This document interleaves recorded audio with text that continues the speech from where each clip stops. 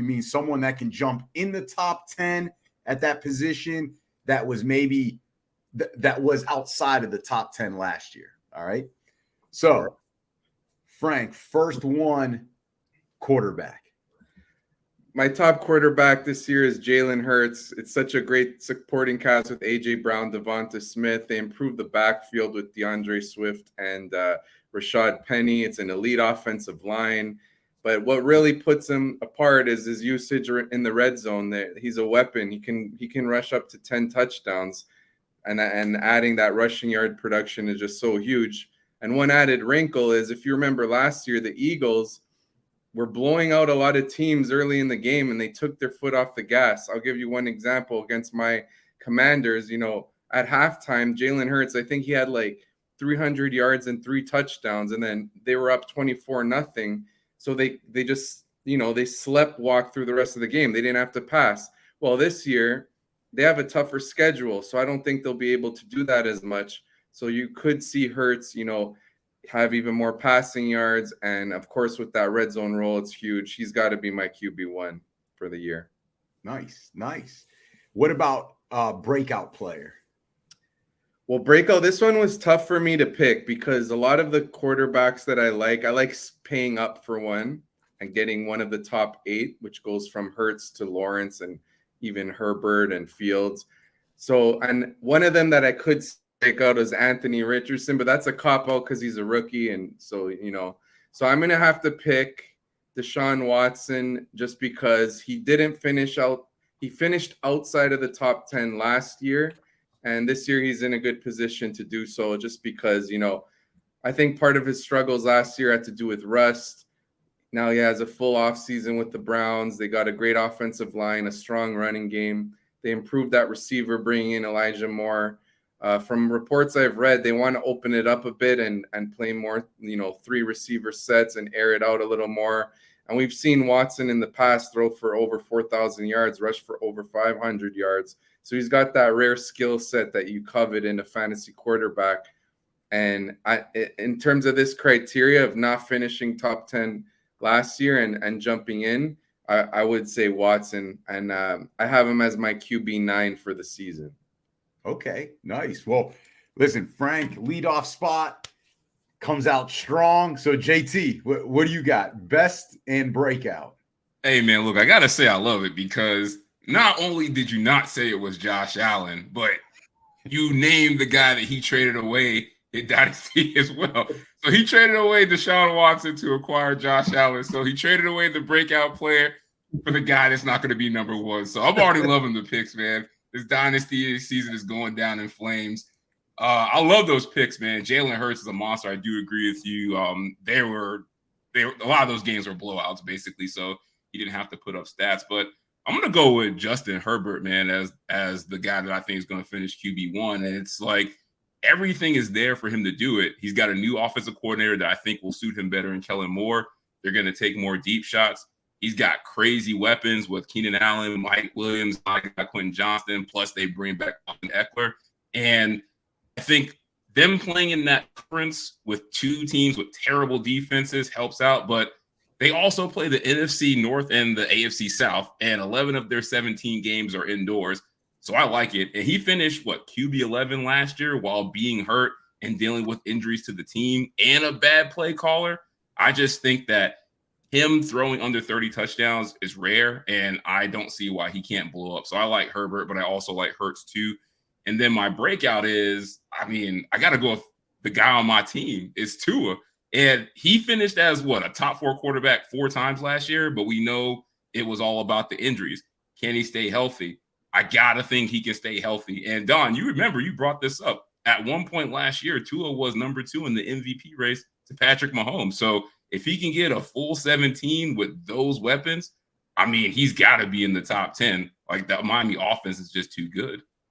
Love it. Love Herbert. I'm with you on that one for sure. I like Tua as well, but Herbert's one of my favorites. Absolutely. Those are all good answers. And JT, I'm going to go to the guy that you mentioned. And to me, it's why he's always not mentioned up there consistently, even though he was the number one QB on the field and in fantasy last year. It's Patrick Mahomes. It's like we keep disrespecting him in this sense that the first two guys go on the show, they didn't name him. 41 touchdowns, 4 rushing touchdowns, 5,250 passing yards, along with 358 rushing yards. Like, and in 2021, he had 381 rushing yards. So, I mean, I don't know how you can go against him. It's like going against Steph Curry when Curry was like really in his prime, going to all these titles. It's like we always want to put someone else number one. It's like, it's Patrick Mahomes. Sorry. Breakout player. I'm going to go. This is a little dicey here, but I think he's going to be the Jalen Hurts of this fantasy year, and it's Sam Howell. I mean, he's got, to me, and listen, full disclosure here, Frank. Please give the full disclosure, please. Full disclosure. I tried the whole offseason in Dynasty to get Sam Howell from this other guy on the show, JT, because JT had Sam Howell. I tried all offseason. Then finally, the day of the Dynasty draft, I finally could get Sam Howell. So, yes, I traded for Sam Howell, but this is the reason. He's got 3 really good NFL-type receivers that got speed, right? And now they're using, supposedly from Washington, and Frank would know this best because it's his team, they're using Antonio Gibson out of the backfield more, or at least that's what they want to do. So now he's got that other dynamic running back out of the backfield. And, do we forget how hyped up Sam Howell was at UNC? He was basically the Drake May before Drake May. I mean, let's be honest, right? After like his freshman year, just the way Drake May is. So I'm going Sam Howell. It could be a complete dud, but I'm willing to go out on the limb on that one. One thing I want, man. I got to add one thing there is like, Sam Howell's got rushing upside that some fantasy players may not realize. His last year at UNC, I think he ran for over 800 yards. So that's what we always want in fantasy, and that's an added wrinkle to your points. And hey, I could see him as a sleeper for sure. And there's some pieces there in Washington. Absolutely. I like it. Frank just made me feel better with adding that extra dimension of rushing yards that I traded for Sam. Started out to say something nice to you. All right, Frank. So best as well as breakout player running back. All right. So best running back, I'm going to keep it simple here. Christian McCaffrey. We've got, one of the best fantasy running backs of our generation playing within an offense that is the most running back friendly offense we've seen with Kyle Shanahan. So it's just keeping it simple there. This offense could be, one of the best we've ever seen. There's just so many weapons. If Brock Purdy could build off what he did, they just need him to be that distributor where he stays in the pocket and just gets it in the hands of his elite talents to make it work after the catch. I know one of the criticism is that, San Fran could try to keep him fresh, use some Elijah Mitchell, but McCaffrey will get those high value touches and still get a lot of use in the passing game and a lot of use in the red zone for an offense that's going to score a ton of points. So he's my RB1 for this year, keeping it simple on that one. Frank, before you go to the breakout, quick follow-up on that. Are you concerned at all with the possible timeshare he has with Elijah Mitchell at all?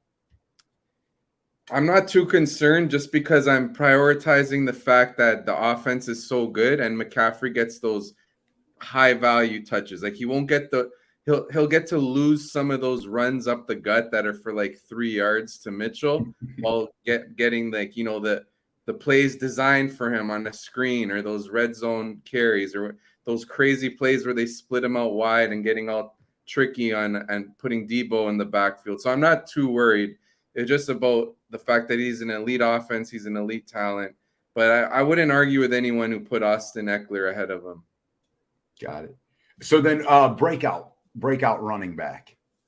Breakout running back. This was another tough one because, Tony Pollard is one of my favorites just because Zeke is finally gone and he's got the backfield to himself and we've seen elite production. But if I'm not mistaken, he finished in points per game close to the top 10. So I'm gonna pick for this one Travis Etienne just because I think the Jaguars offense will be really good. They brought in Calvin Ridley, giving them downfield threat. ETN was an explosive runner last year. Like, he was disappointing as a pass catcher, but he looks like one of the best runners in the NFL, and this team could score a lot of points. I think ETN could creep his way to the top 10. But if I want to add another, I love rookie Jahmyr Gibbs. He's got elite pass catching upside. I just wanted to add those two just because I love Pollard and Gibbs most. It's just they don't fit in that criteria of not finishing top 10 last year and then picking one for this. So I went ETN. But hey, I love all three, but prioritizing Pollard. Got it. Okay. All right. JT, breakout, best player and breakout running back. Well, I feel like this is eerily similar to what we talked about last year, because I know how much you loved ETN last year, and it worked out. He did really well in his first year. But I'm going to go back to an argument that we asked you last year, and I'm going to take the opposite side, because we asked, who would you take, Christian McCaffrey or Derrick Henry? And last year, I was with you. I'll take Christian McCaffrey ahead of Derrick Henry, but I'm not doing it this year, man. Like, I got to go with King Henry as the running back one, man. Like, he finished as the RB4 last year, and we're just acting like he didn't play football. But just look at the situation he's in. He gets Tannehill back. He gets another weapon in D-Hop that's going to take away attention. And you got guys like Treylon Burks and Chigakonkwo who are going into year 2. Those guys can only get better. And the main reason why I love Derrick Henry is all the stuff that we talk about with running backs in the offseason, who's going where, who's going to sign, who's going to a new team, who's arguing and battling over contract issues. You know who's not dealing with any of that stuff? Derrick Henry. He has nobody competing with him for touches. He's not worried about a contract, and his situation got better. So, I mean, I got to roll with King Henry, man. You know what it's going to be like with it from week 10 on. You know he's going to be putting up 30, 40-point games. I just want him on my team instead of having to play against him as usual. And the breakout, this was tough because the easy answer is Bijan Robinson. I mean, I know he's a rookie, but I mean, he's in the perfect spot. But I actually went a different route. I think it's going to be Alvin Kamara. And I know he's getting older, but the thing that is inviting to me is the suspension is only 3 games. I thought he would get much more than that. So 3 games, he comes back. Derek Carr is going to use him closer to where we saw Drew Brees use him. Like, I can see it in the preseason. They want him involved in the passing game rather than trying to use him as a runner up the gut like they've been doing the past couple years. And I just think if he can find that receiving value again, I think that vaults him back into the top 10 because the Saints are a good team. All right. What's interesting is the best running back I have is different from the two of you. So I think it kind of shows that, man, at running back, it's kind of a coin flip on who can be the best in fantasy, at least in terms of fantasy, because I'm going with the guy that Frank mentioned earlier. I'm going Austin Eckler.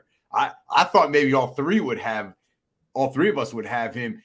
And I think the reason why I picked him was he re-signed that contract, not re-signed, but he kind of added that extra year or extra money this year. So I think that in terms of the contract situation, because that would have concerned me, I think now he's all in for at least this year. So if I'm looking at it year by year, I'm going to go all in on Austin Eckler. I mean, he's got one of JT's favorite quarterbacks, Justin Herbert. So we know he's that one of my favorites now, huh? I like how you put that in there.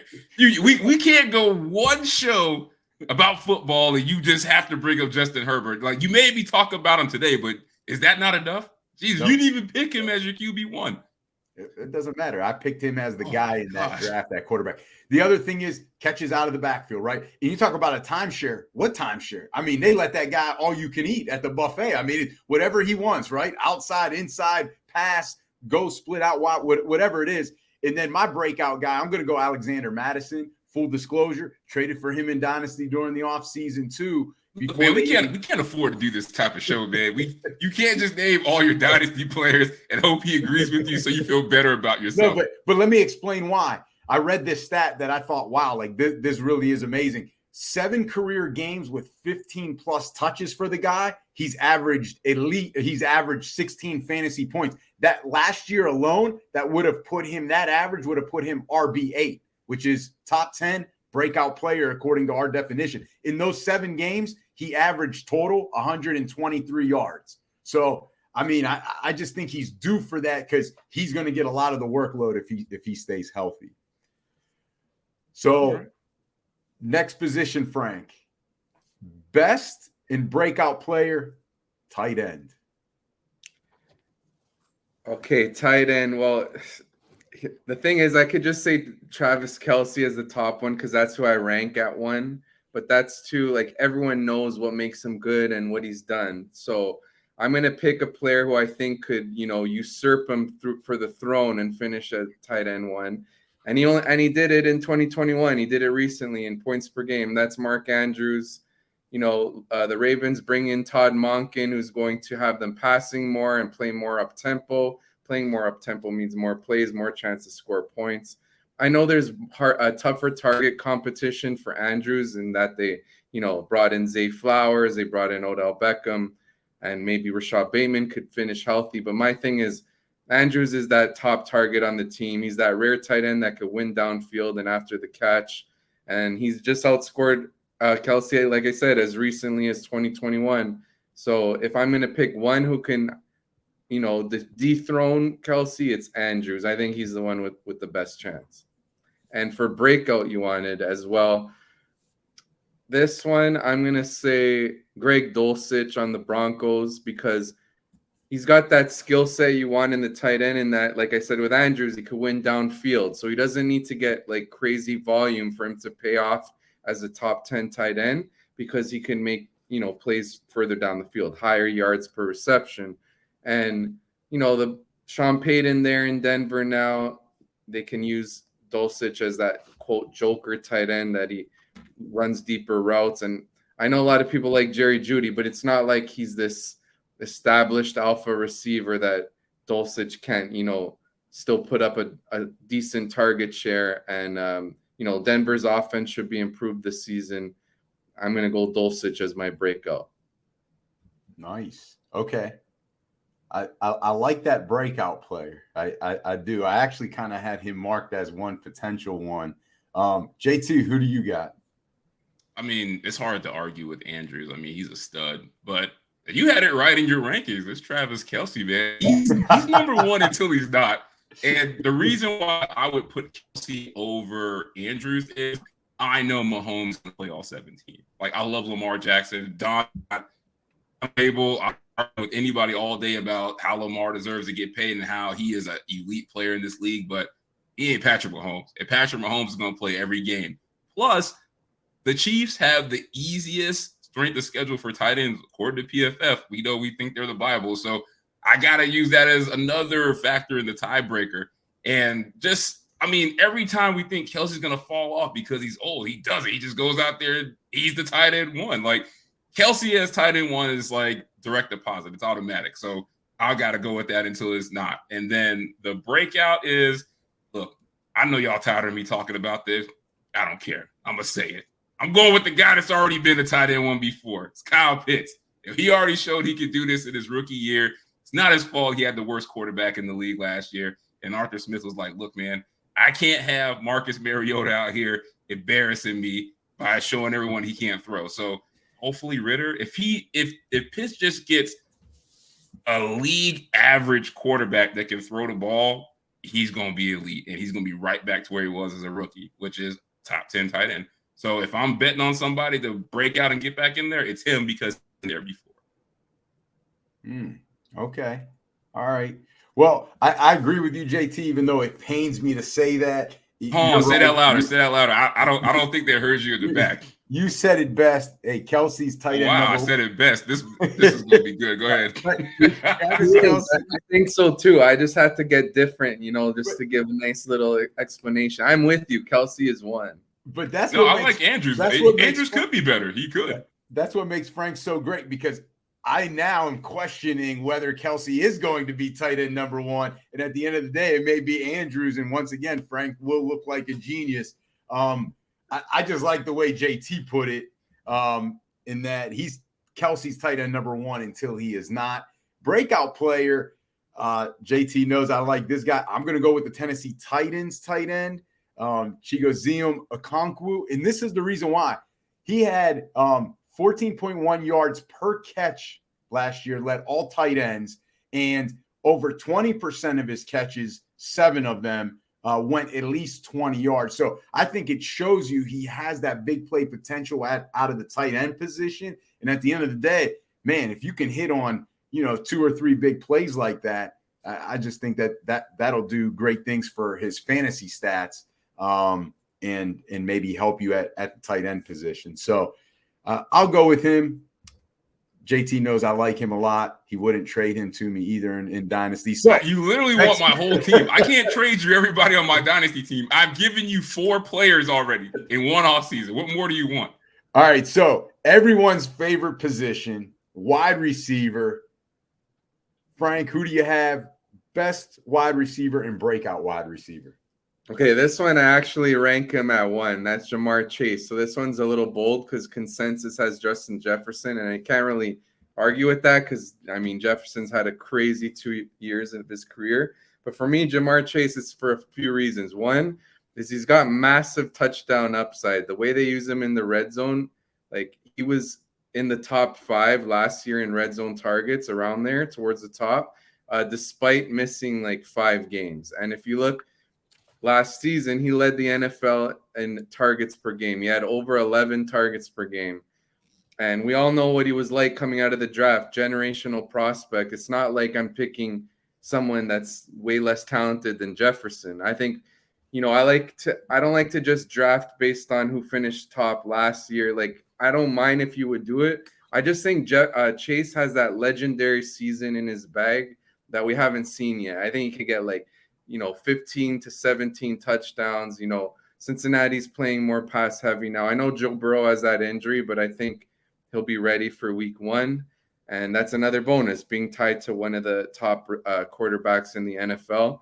So that's one of my bold stances this year, is that Chase is who you should take first overall. And I think he will outscore Justin Jefferson. For Breakout, this is one of my favorite targets of the season. Did we have that? If we had that section, it's okay later. I think you had one where we had our favorite targets, but I'm going to say him here anyway because I love him. That's Calvin Ridley. He finished wide receiver 4 in 2020 in points per game. So he has that. He's already has that elite fantasy season under his belt. He goes to the perfect situation. They're pass heavy in Jacksonville. Trevor Lawrence is an ascending star. They needed a downfield threat. I think Ridley will instantly slot in as their top receiver there. And, he could win on the perimeter. He could win downfield. I would encourage you to read his Players Tribune article where he wrote about his struggles with his foot injury and mental health. He had to take painkillers to be able to play, and he was playing hurt. And I think that people are concerned about the long layoff being rusty, but there's a chance maybe the long layoff helped him get healthy, helped him get right, and he's highly motivated. He was disappointed in himself for being suspended for the sports betting. So don't underestimate an athlete with the chip on his shoulder, and I think he's in a great spot to really reestablish himself as one of the elite wideouts in the NFL. Nice. Okay. Listen, I would like that because I got Trevor Lawrence. So, and yes, Beverly Thompson did mention that this is such a My Fantasy Team show, and I think you'll like this one. Finally, a player that doesn't belong to JT. Because you won't sell us Jamar Chase. That's why we don't have him. We've been trying to acquire him, and the price is outrageous. I don't have Jamar Chase. No, I'm talking about her. Yes. Maybe we can come to co-ownership or something. We'll strike a deal. We'll work up the paperwork. Honestly, that's a tough act to follow, Frank, man. I mean, Jamar Chase is a stud, but I'm gonna break the rule. He said you're not gonna pick somebody that's less talented than Justin Jefferson. I'm gonna do it. And it's a long shot, but I can see this guy having a path to being wide receiver 1 overall. And for the first couple of years, I didn't want to believe it. I'm like, how's this guy doing this? But he just keeps going out there and balling. Now this team's in a good position. And he was 7th in targets last year. Now he's the man. The only people that are taking away targets from him are unproven rookies. It's Amon-Ra St. Brown. Like everything that plays into these wide receivers breaking out for wide receiver one is the volume, and they play in a high scoring offense, and their defenses aren't that great. Like Cooper Kupp did it, Justin Jefferson did it, and it's almost like you can see it coming. And I just feel like people are uncomfortable with saying Amon-Ra St. Brown and wide receiver one overall in the same conversation. But everything is set up for him to do it. I mean, Jared Goff, hate it or love it, he's been playing out of his mind in Detroit.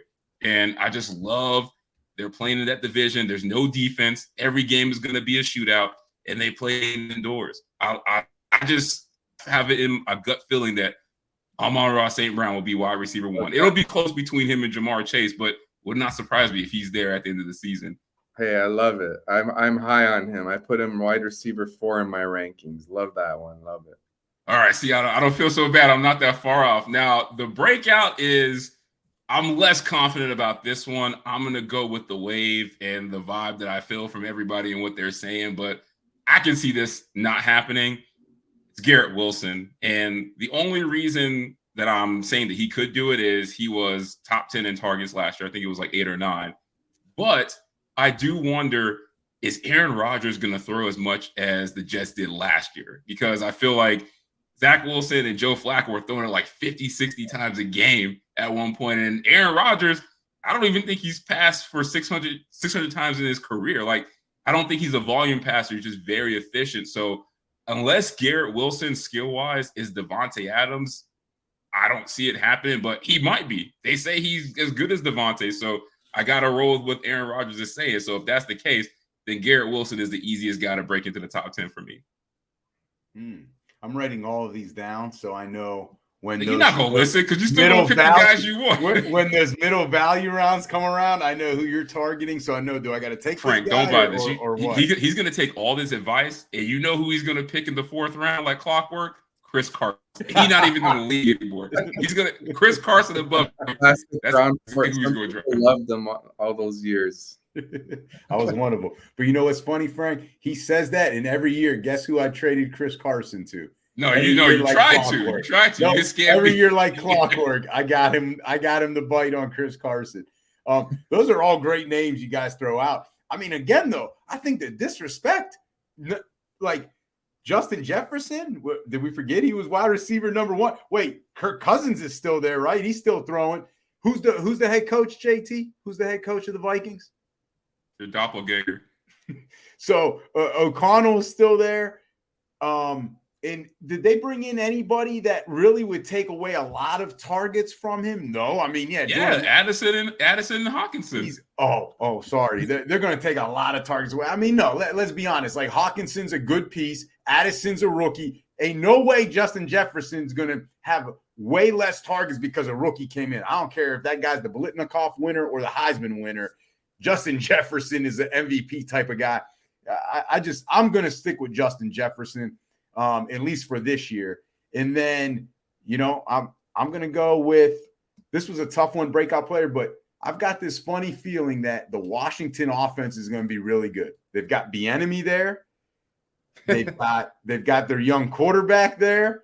They've got this young receiver with speed. I'm going to go Jahan Dotson. You already saw it early on in the preseason. They already connected for a touchdown. I bet you those guys worked a lot together last year because they were so young. Right, Jahan Dotson, he kind of had to earn that step, and they, I think, developed a lot of chemistry. JT can laugh all he wants because yes, I traded for Jahan Dotson too. Right, Frank, I know I keep beating the thing about this is just a manifestation show for him. He's literally naming all the players he traded for his dynasty in hopes that they will do something. You can joke all you want, but I am. When the listeners are listening to this, I'm backing up my opinion on these rankings and our breakout player and best player by telling you I believe so much in it that I also did it. I went out and got these guys. It's like, would you want a stock analyst to tell you, hey, buy stock in Apple, yet he's going out and buying stock in something else? Like, why aren't you buying in Apple? Why do you want me to buy an Apple? So if you're going to sit there and say, well, I traded for Jahan Dotson, but I'm going to tell you, breakout player is Chris Olave. Well, I didn't go get Chris Olave. So I'm just giving the listeners the truth that this is who I like. I went and made a move for them. maybe it works out great. If it doesn't, at least I stuck with my guns. I'm gonna take you seriously when you name somebody that is not on your team or was not formally on your team. I did. I mentioned the contour. All right. So let's go. This is kind of a funny category, but defense, right? Who do you see end up being number one? And then who's that kind of sleeper breakout defense? Even though it's so sporadic and defense is so hard to tell, but that's why you're the expert, Frank. Well, for number one, I'm gonna keep it simple on this one. I'll take the Cowboys. Dan Quinn is still there, good defensive coordinator. That unit is just stacked with talent.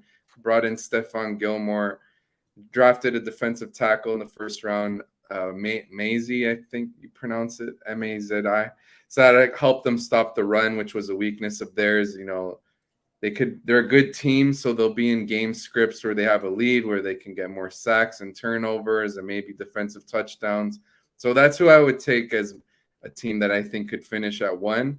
As for sort of a sleeper one, and this one is mostly based on their easy schedule, the New Orleans Saints. They get to play. I know Bryce Young could be really good, but he's a rookie. That's a fact. They got to play him. Get to play him twice. They get to play Baker Mayfield or Kyle Trask twice on the Bucks, Desmond Ridder twice.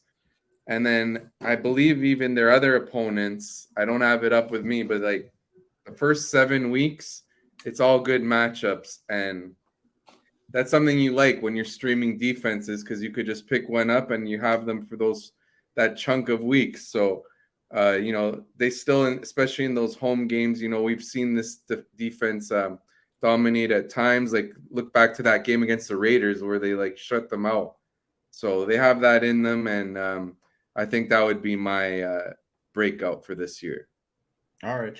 That Saints pick by you must have been really good, because I see JT wrote something down when you said No. He's absolutely right, because you and I talked about this on a previous show, and he said he didn't have the list, but I remember I had this list somewhere because we talked about it. Those quarterbacks that he is talking about that the Saints play, Tannehill, Bryce Young twice, Jordan Love, Baker Mayfield, Mac Jones, CJ Stroud, Trevor Lawrence, Anthony Richardson, Justin Fields, Kirk Cousins, Ridder twice, Jared Goff, Daniel Jones, Matthew Stafford. Oh, and Baker Mayfield twice. So I see what he's talking about. I mean, if you could build the easiest quarterback schedule to play against, I mean, it's hard to beat that list. So the Saints pick, I gotta love. So I love your answers. I think we got the same answers, but in different fonts. So the best defense, I'm gonna keep it simple. It's the Eagles. They had the most sacks ever last year. And then I don't know how the NFL does this. They let them add the entire national championship defense from Georgia while losing nobody on defense. I don't understand how you let this happen. Yeah. But yeah, I gotta say it's the Eagles, man. They're just guaranteed to get sacks. Their special teams is usually always good. They usually get a couple, return touchdowns every year. And you just know they're gonna be good. And if that offense is dominant and they can run the ball like they did last year, the defense is going to just tee off even more. And then for the breakout, I'm going to go with the same kind of route you took. It's hard to find it just because so many teams play high-scoring matchups. I'm going to go with the Tennessee Titans just because they play in a division with probably the 2 worst rookie quarterbacks that are going to start from week 1. They get to play CJ Stroud twice and they get to play Anthony Richardson twice. I mean, that right there should win you some weeks. And that's the Titans defense is usually always really solid. They got Jeffrey Simmons and some other pieces, and they're always well coached. They're not flashy, but I think they can be right around 10 to 11 if things break right for them. I'm going to go the Steelers. I'm a Steeler guy. They're going to get after it. They re-sign all their big guys. They got to make a push. They got to. You don't even have Steelers gear on. You can't talk about them. They got because I support. No, hold on. You make all this ruckus about me. I'm having to wear the team's gear, or I can't claim them. You don't even have Steelers stuff on. You don't get to talk about any Steelers players. This is a fantasy football show. It's not the NFL preview show. I'll wear Steelers. Are you a fantasy fan? You're a real Steelers fan. Represent them. I picked my defense. You didn't pick the Dolphins. Listen, I'm going Pittsburgh. They're going to create a lot of havoc, a lot of turnover, sacks. Alex Highsmith, TJ Watt coming off the edge, Minka back there doing his thing, maybe a pick six. So I'm going to go Pittsburgh. And then kind of that breakout team, I think, is the Colts.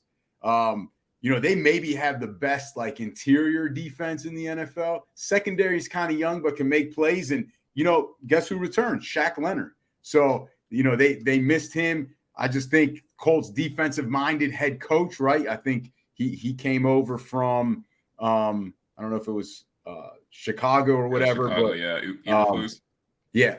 So defensive-minded guy. He's going to make sure that defense is solid, tight, and like I said, Shaq Leonard coming back, I think, is a difference maker for that team.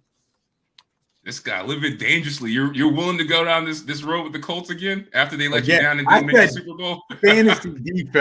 Fantasy defense, though. Let's not get too excited. Attitude reflect leadership. Remember that.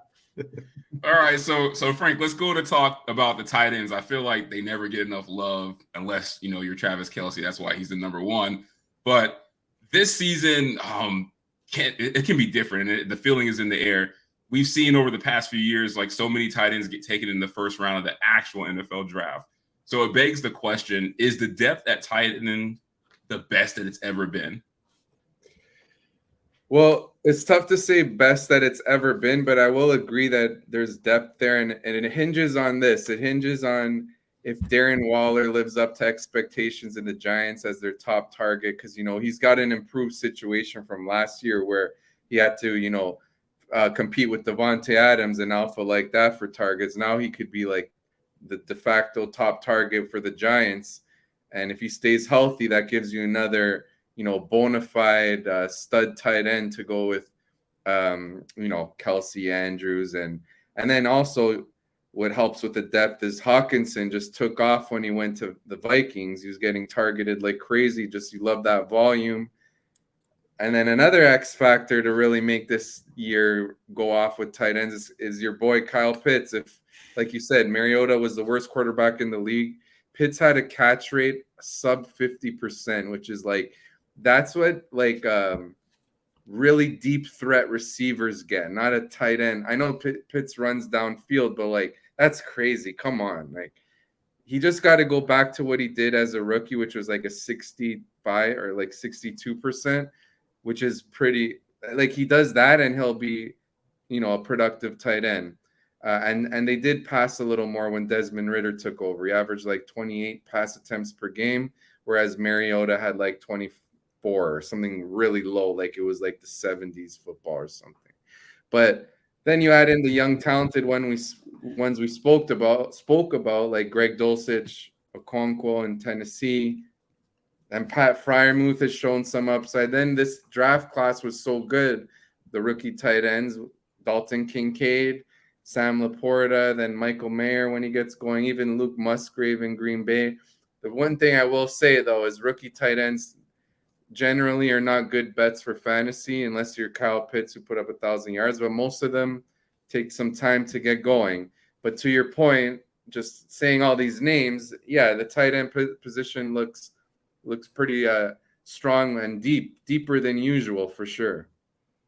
Yeah, and there's so many guys. Think about where George Kittle has got it on.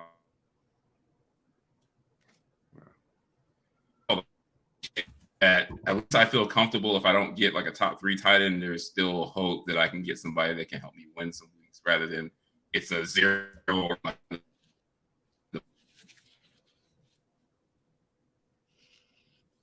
So Frank, let's focus. Sorry, go ahead. Sorry, I was just saying the internet cut out just a little bit. So sorry if I missed anything there. No, you're good. Yeah, I mean, we agree with you. The tight end position just seems like there's just so many options. I mean, I never thought I'd see a time where I can get like George Kittle in like the 6th round. Like, that's crazy.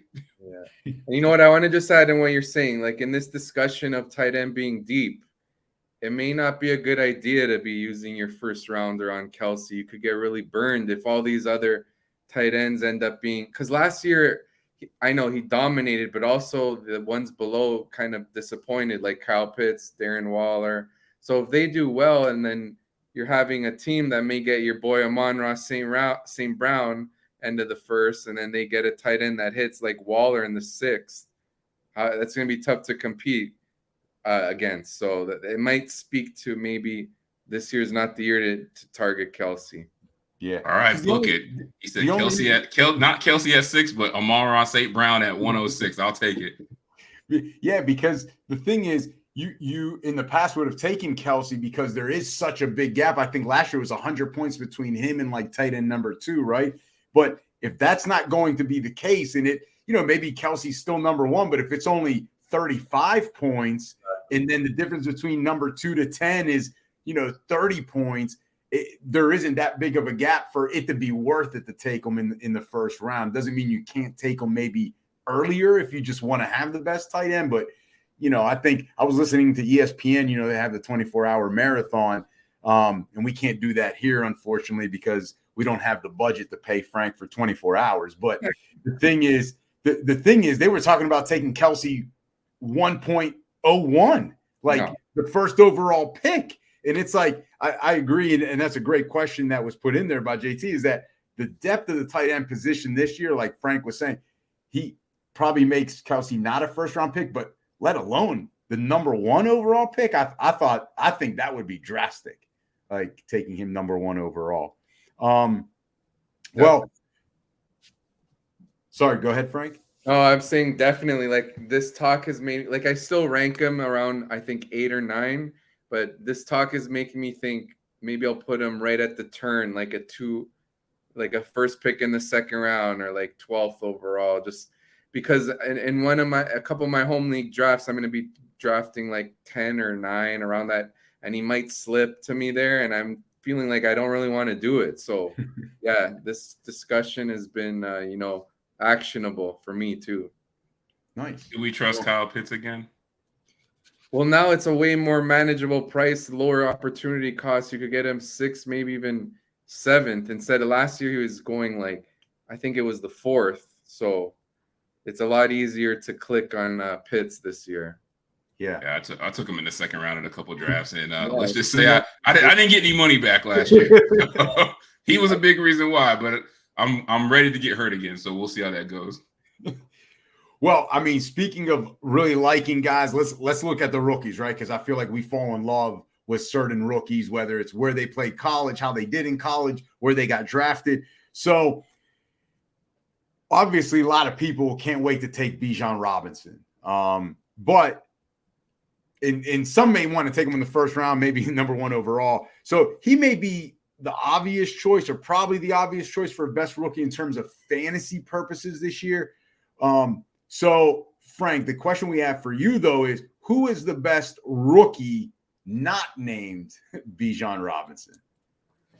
Okay, so for this one, I got to go with Jahmyr Gibbs, just because, as a prospect, he's like one of the best receiving prospects out of the backfield, but one of the best running backs in terms of pass catching skills that we've seen in a while, like since Christian McCaffrey. That's how heavily touted he was in the passing game. He's in an offense that, like we've mentioned, is going to score a lot of points. They have a good offensive line, but most importantly for his pass catching, they got a pocket quarterback who loves to check it down in Goff. And like if he had a scrambler, that would cap his receiving upside. But because he has a Goff, when he's checking down, he's looking at the running back. He's not going to, take off like a Josh Allen or a Jalen Hurts. So when you add all that up, you could see them put up a ton of points, especially in full PPR leagues. One concern, he will lose some red zone opportunities to David Montgomery, but Gibbs is explosive and he could finish in the top 10 running backs, but you get him in the 3rd round, maybe even lucky you get him, he falls to the 4th. So that type of ceiling is huge. And with running backs, you love when they get taken in the 1st round because it's a devalued position now. So they don't, as we've seen in NFL drafts, they don't go in the 1st as often. So when they do, especially top 15 like Gibbs did, their teams, they got big plans for him. And I think he's a great selection even in the early 3rd. I think that's the rookie that not named Bijan that will be most impactful. I like it. I like it. JT. I like it even more because I mean, I got Bijan and Jameer on my dynasty team, so I feel like I'm in good shape. So he's making me feel good about this upcoming season. But I do agree with that. I think Jameer Gibbs is the answer. So I figured he was probably going to be. You're absolutely right. I mean, great athleticism, great pass catcher. Jared Goff's going to just dump the ball off to him.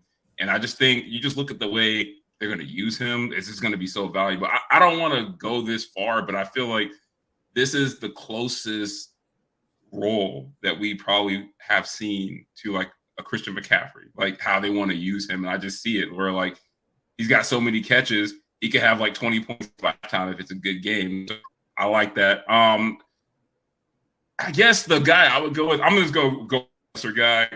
It's Gibbs on, and then the quarterbacks, obviously. It's a guy that I actually watched him while I was out west last summer, and I had to stay up late to watch a couple games. And I'm like, this dude is fast, man. And then he got hurt, and then he went away. And then I look up this year, and now reports are he's the fastest guy on the team. And I saw him in the first preseason game, and I feel like they're going to use him a lot. And it's the Packers tight end, Luke Musgrave. Like, I really think that I know you don't rely on rookie tight ends, but if you want to wait until the end and get a tight end and roll the dice on him, I just feel like the role for him is going to be there. And he's got the athleticism to do damage at least for, 4 or 5 games. So I like his upside long term, but I think he could make noise as a rookie. And I think he's a guy you can practically get for free. He probably won't even get drafted. You can get him off the waiver wire. So I like him. Man, that's really going out on a limb because you got to figure Green Bay's going to try to protect Jordan Love as much as they can, run the ball. He has good chemistry with Dobbs and Watson. So I like that though, JT, going out on the limb. I'll also go out on the limb. Full disclosure, is this guy on your team? Yes, I like this guy. I told you this is not the type of show we want to have. We don't want. This is not Don's fantasy team. This is literally for fantasy. So everybody can hear about all types of players, not just the guys on your third place team. No, none of the listeners are in our leagues. I mean, listen.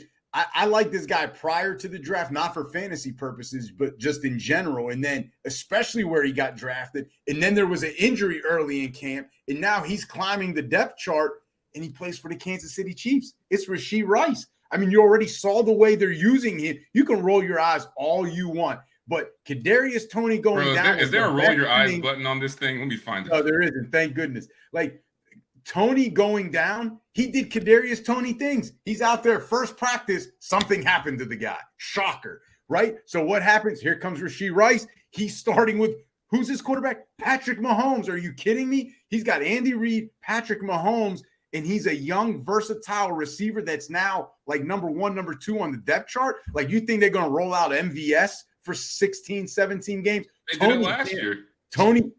But Toney can't last the whole season. He was great in the playoffs. And if he was a healthy guy, I would say, you got to buy stock in Kadarius Toney. But they're basically going to use Rashee Rice the way they use everybody else. He doesn't have the speed of like Toney and Tyreek Hill. They're going to find ways to get him the ball that all of a sudden you're going to look up and be like, this guy's massive for a rookie in terms of numbers.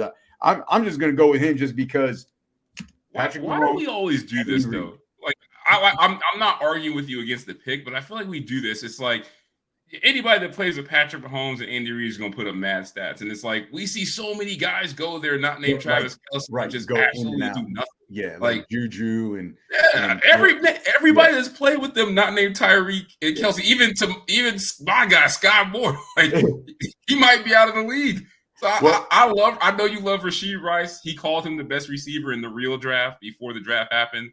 But it's just like I just can't say like, oh, because you play with Patrick Mahomes and Andy Reid, you're just going to be a top 15 player. But I mean, I agree. You bring up that's a great point. The difference is the stock they're putting in guys. They signed Juju to a 1-year deal. MVS, they didn't give a lot of money to. They spent a second-round pick on this guy, and they already they spent a second-round pick on Scott Moore too. Right, but I think it should go to show you something how much they believe in him already. That he's already starting over Scott Moore in the first preseason game that Patrick Mahomes started. It'd be different if like Kelce was out, Mahomes played. Like he got like only one drive, but Rashee Rice was out there and he was productive in the limited time. I mean, I'm just saying. Rashid Rice at best is going to hit you with the Sammy Watkins special. 150 and 2 touchdowns week 1, never to be heard from for the rest of the season.